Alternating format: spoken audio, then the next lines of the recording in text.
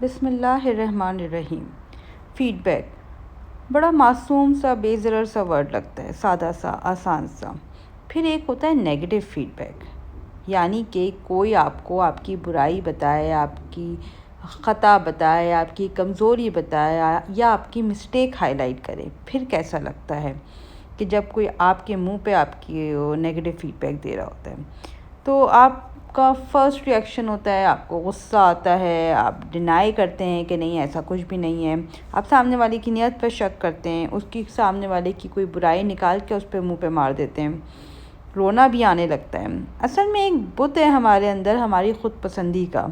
وہ بت تعریفیں سن کر خوش ہوتا ہے اور وہ اپنے آپ کو بڑی زبردست توپ قسم کی چیز سمجھتا ہے، اور جب اس توپ قسم کی چیز کی کوئی برائی کرتا ہے تو اس بت پر ڈینٹ پڑتا ہے، وہ ریزسٹ کرتا ہے، غصہ ہوتا ہے، رونے لگتا ہے، ایگریسو ہو کے سامنے والے کی نیت پر، اس کے کردار پر، اس کے ایکشنز پر ریٹیلیٹ کرنے لگتا ہے۔ تو اس بت سے ہمیں لڑنا ہوگا، اس خود پسندی کو مینیج کرنے کی ضرورت ہے، ادروائز ہمیں تکبر کی بیماری ہو جائے گی۔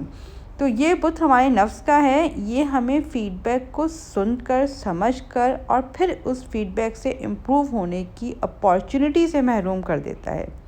یہ ایک جھوٹ ہے کہ ہم کوئی عظیم النفس انسان ہیں، عظیم الشان انسان ہیں کہ اور ہمیں امپروومنٹ کی کوئی ضرورت نہیں ہے۔ حقیقت تو یہ ہے کہ ہم میں سے ہر شخص امپروو ہو سکتا ہے اور ہر انسان کو مسلسل امپروو ہونے کی کوشش کرنی چاہیے۔ جو نیگیٹو فیڈ بیک ہے اس سے سیکھ کر اپنے آپ کو امپروو کرنا، اپنے آپ کو بہتر بنانا ایک اپارچونٹی ہے، کوئی تھریٹ نہیں ہے۔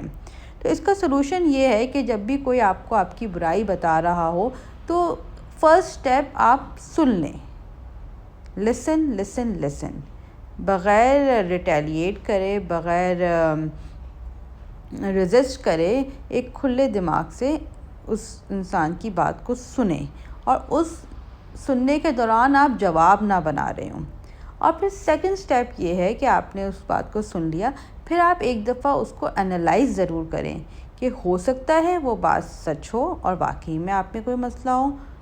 پھر تو آپ کو سامنے والے کا شکریہ ادا کرنا چاہیے اور اس اپارچونٹی کو یوز کر کے اپنے آپ کو امپروو کرنا چاہیے۔ یا پھر ایسا ہو سکتا ہے کہ وہ مسئلہ، وہ کمزوری آپ میں نہ ہو اور سامنے والے کو کوئی غلط فہمی ہوئی ہو، یا پھر واقعی میں کوئی سامنے والا آپ کو بلیٹل کرنے کی کوشش کر رہا ہو۔ دونوں صورتوں میں آپ سامنے والے کی عزت کو ملحوظ رکھتے ہوئے آپ معروف طریقے سے اس کا جو مناسب الفاظ میں جواب دے دیجیے۔ So I think this is a better way of managing a negative feedback. I hope this helps you a lot. Thank you.